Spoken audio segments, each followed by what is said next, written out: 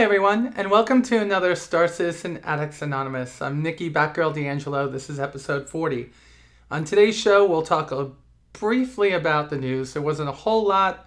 There were some big things that happened, but we're going to go over them and jump right into my predictions for what's going to go on in I think it's about 36 hours from now in GamesCon. And I think 36 hours from now, from when you get to watch this, not from when I'm standing here, which is kind of weird. I never get that whole thing about sending transmissions across the galaxy. Anyhow, let's look at what went on last week. The first big thing that happened is multiplayer is open to everybody, okay? So everybody got to get into multiplayer, and that has made it a little bit difficult at times to stay logged in. I've been kicked out quite a number of times, but it looks like they're getting those problems fixed on the server side very quickly. Second piece of that is, on Friday, I think it was, we were introduced to Capture the Core, a new mode in the Arena Commander, and it's kind of like Capture the Flag. It's fun, but it really needs voice communication, and it really needs teams that can work well together. And I'd love to be able to get in there as a group, but I think that's going to be something that happens in Hangar version 13, which is coming right at us like a freight train. So I've had some fun. Hopefully there's some video playing behind me of me playing. If not, it will be somebody I know and somebody I trust, like Dr. Hawk. I had quite a few battles in that and had some really successful times in it. I think people think that you still have to go and kill the other people instead of work together as a team to get the ball through the other person's goal. I think of this game a lot like I do Huttball in Star Wars The Old Republic, and it is just as fun. I had a blast playing it, and in 2 of my matches I was actually top scorer because I knew how to play, and I was communicating with people and telling them, you know, get the other guys, and I'm like, I wonder if anybody hears me. I guess in space no one can hear you scream, right? Because there is no air. So that was amazing. Around the Verse happened on Wednesday, and at the very end of it, they announced this contest, and it's the Paint the M50 contest. And the winner of this contest, and there's going to be 2, one from the website, I believe it is, and the other one's going to be from GamesCon. I'm trying to figure out if that's right.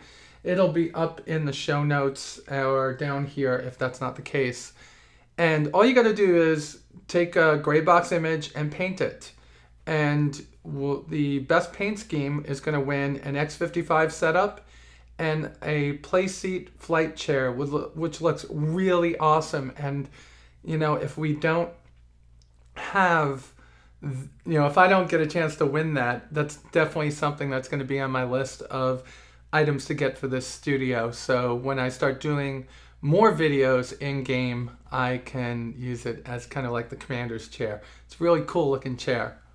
So I hate saying so. You know, it's like you get all this stuff in your head, you rehearse it, and you get online, and you gotta give it out in a way that people can understand it and work with it, and it doesn't always happen. Friday we got released, or I guess it was in Around the Verse, and then Friday we got to purchase them. We got 2 posters this year, and they're posters for your hangar. And one is of the Murray Cup racing team, and it shows all these different Origin 350R winners on it. And then the second one is very interesting because we all know Constellation variants, commercial, and brochure are coming at us. But, you know, I guess they wanted us to be even more anxious to see it, and then they let this get out, and this has the Taurus, the Andromeda, the Achilles, and the Phoenix. 4 versions of the new Constellation ships, and I guess that is their way of telling us there's going to be a lot more happening at GamesCon. So it's time for speculation, okay? Taurus, the one on top, that to me 100%. That's going to be the cargo vessel, right? That's going to be a freighter, a personalized freighter. Looks like it, right? Phoenix, I think, is command and control. Andromeda, I think, is some kind of an exploration or science ship, which leaves Aquila, which I think is the luxury personal transport. I guess that's what it's going to be. Obviously, I'm going to be wrong because I'm just giving you my speculation. But that's what my best guesses are. And I'm really looking forward to this. I already have a Constellation, so I'm going to cross-grade to whatever the limited edition is because I can grab that one, and if I don't like it, I could always step down to one of the ones that you can get all the time.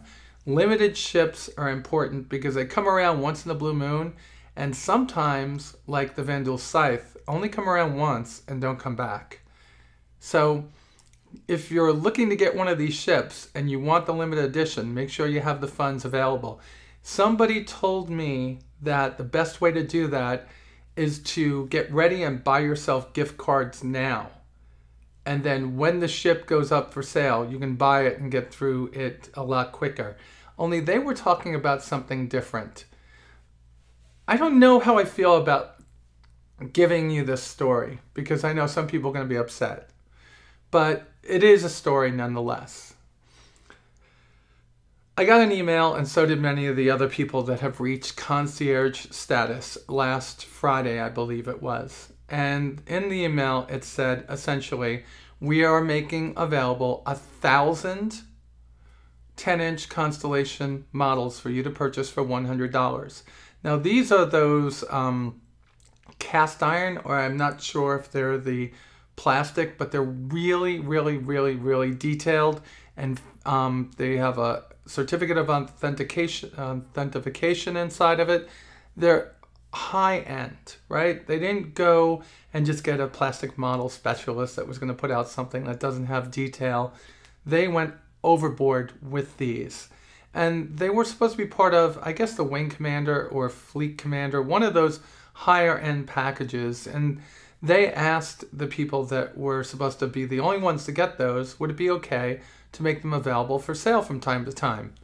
And essentially they said yes, and I guess they put it out to the people that are in concierge status first. And then they're going to move through the rest of the people little by little. These are things that are going to be in the merchandise section of the Pledge store in the future. So right now they're available, or were available, for about 2 hours to 1,000 people that wanted to purchase one. Well, I got some good news for you. All right, I got one. Well, that's not the good news. We have a very, very, very, very gracious, I guess, giving viewer of the show that purchased an extra one. And when the model ships and gets into his possession, he's going to have a contest on this show to give that model away. Currently, he's thinking about what he wants the contest to be.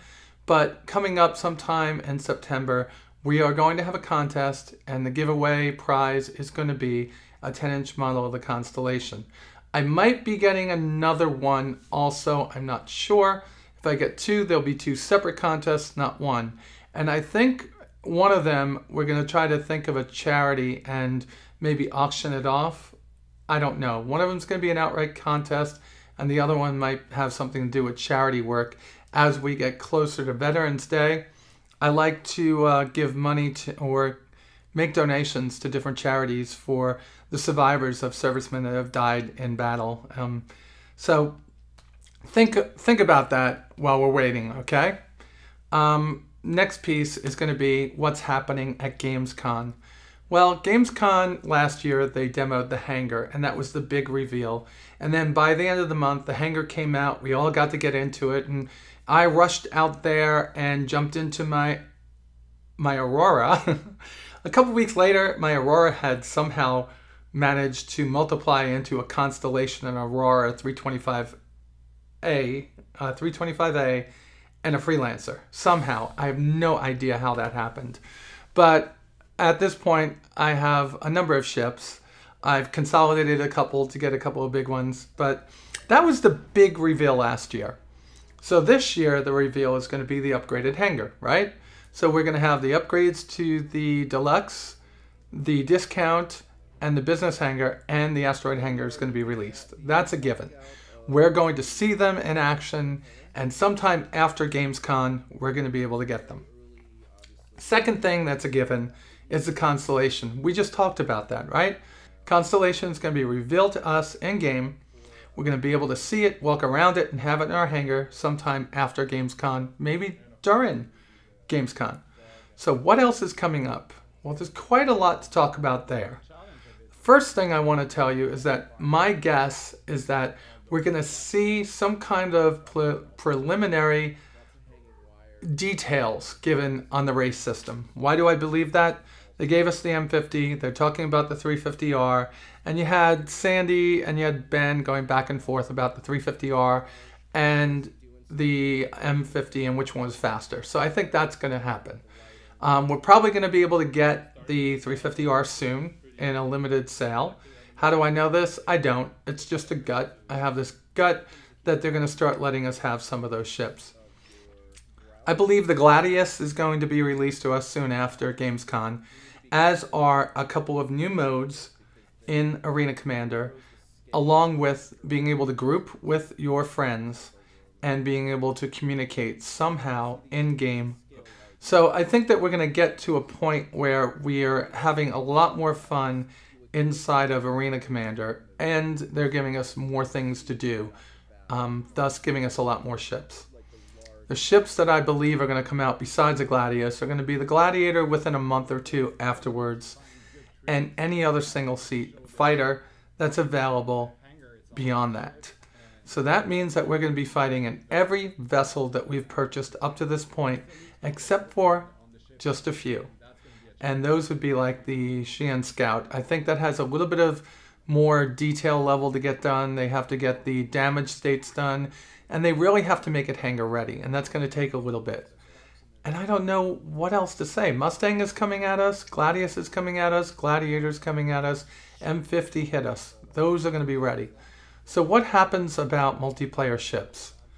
Well, it was said by Chris that 64-bit has to be tackled before they can go to multiplayer ships, because these bigger ships are probably going to need bigger battle areas, right? So the first multiplayer ships are going to be the easy ones, like the Cutlass. And I think that's coming at us really fast, because it could be flown like a single-seat ship, as could the Freelancer. But the big multiplayer ships, like the Constellation, the Retaliator, the Idris, which is huge, and the other ones that we haven't seen yet, like the Carrack and the Orion, and we can go on, the Surveyor, the Hull C, the Caterpillar, those aren't going to be to us for some time.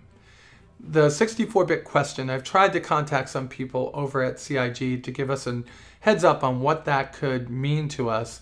And essentially with 64-bit, you've got more RAM to address, so you can make the game area much bigger, much larger, and you can have more players at a time, which means, well, it means that there's a lot more things being hit on the CPU, and that you need all that RAM. So 64-bit has to be tackled. It's going to happen, okay? It's going to happen soon. I predict that that piece of it happens sometime in December, January. So what's missing? Well, they're going to give us some time in this episode, in this GamesCon. They're going to give us a runaround of the FPS, what's going on with that. They're going to talk about the social module, which is the ability to go and congregate at bars or have people over in your hangar, which I think is coming at us soon. And they're going to talk about the persistent world, right? So persistent world, social module, first person shooter. I don't know how much we're going to see, but we're going to see something that has to do with that. There's a lot. That's a lot of things going on at GamesCon. And yeah, I know it's a duh, but there's some of those things that we take for granted. Kind of like Cutlass coming at us, right? They should be done with the commercial on that pretty soon. They have 2 more demo periods right after GamesCon. I think they're PAX West, and then of course DragonCon, which leads me into this. I'll be at DragonCon. I'm going to be hanging out at the CIG table or a booth or room, whatever they have, suite. I'm going to be helping out as much as I can. I'm going to be walking around. I've never been to DragonCon before. My Twitter is at StarCitizenAA. I'll be tweeting around. And on Thursday night, there'll be a meetup that Mohawk at MOHOC is having for SCAA viewers somewhere close by DragonCon. It's probably about 20 or 30 minutes away. So if you want to go there, just check the thread that I'll put up over here and put your name on it and come and see me. I'll be there definitely also. I've taken the week off, so I'll be attending as many of the events as I can. All right, so that's a lot to talk about today, right? So let's see. We talked about the contest that CIG is having, and that's the Paint the M50 contest. We talked about Arena Commanders multiplayer for everyone, the brand new Capture the Core. We talked a little bit about what I think is going to happen at GamesCon, which goes along with the posters that were given to us. All right. So let's talk about my channel. I started putting up other videos. All right. I started putting up videos about world tanks. I started putting up more videos about Kerbal Space Program.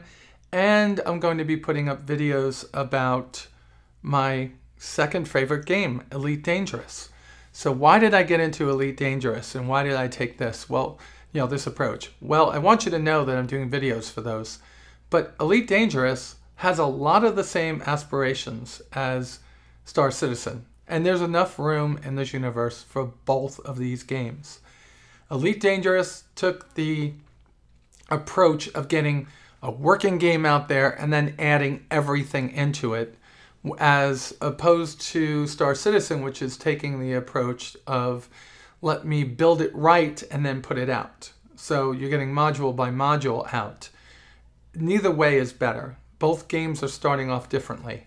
Star Citizen is going to have a huge single-player campaign in the tradition of Chris Roberts games, right? Just like Wing Commander and Privateer and Starlancer and Freelancer, there's going to be a single-player piece to this whole game, and it's going to be called Squadron 42. That doesn't exist over in the Elite Dangerous. They're just going for the persistent universe. Now, somehow, Elite Dangerous is going to procedurally generate all 400 billion star systems in the Milky Way, meaning all the positions of the stars are exactly where they are supposed to be. The movement of the stars is accurately represented. And if you're actually able to fly to one of these stars, the game will procedurally generate a system, a system of planets and asteroids and comets that orbit that star. And what's the good part about this? Well, it's huge. It gives you the opportunity to actually explore as much of the universe as you can before you die. Because there's absolutely no way 400 billion planets, planetary systems or star systems, are going to be able to be explored. But it's quite interesting the way that they're taking it. Currently, I think there's about 100 star systems that are going to be modeled inside of Star Citizen, which I think is fine. I think 400 billion and 100, I think that the number is somewhere in between those two. Definitely not close to 400 billion and probably larger than 100. But Star Citizen will add more over time, and that's a good thing. Both of them want to have first-person shooter action, be able to take over ships. Both of them want to have piracy. Both of them want to have multiple ships being able to be purchased by you, walking around your ships. Star Citizen is starting that from the beginning. Elite's going to add that in as time goes on. I had fun with Elite so far, and after playing it, I think I'm going to have a blast inside of Star Citizen. I think I'm going to love both games, and that is up to you if you guys want to spend the $75 US to get into the beta right now. After the beta is over, it's going to be $50 for Elite Dangerous, and then you buy the add-ons as time goes on. Star Citizen is $45 to start. You probably never have to pay another dime except for mission packs for Star Citizen's Squadron 42 campaign. That's all I got for you. Let's hope and pray most of these predictions come true. We know Connie's coming. We know the new hangars are coming. We know the Gladius is going to be here soon. The Gladiator is almost done. It's been sent off to get its damage and its animations done. So Gladius, Gladiator, Constellation, Cutlass, and then that leads us right into next year, not next year, but October's CitizenCon. And for that one, I have no idea, but I'll tell you this. Retaliator will be out sometime around CitizenCon. It's the next big ship, and it needs a big event to be released to us. I can't wait for that ship, and I know most of you can't. All right, I've talked your ear off today. Two things. I have gotten a huge response from y'all on my new Star Citizen, the UEE sit rep. And I'm going to be moving that outside of this show, kind of like they did with 10 for the Chairman. The reason for that is that show, that persona I play, is part of the Galactic Inquiry. I get to submit part of that show each week to Michael Moreland and to Galactic Inquiry.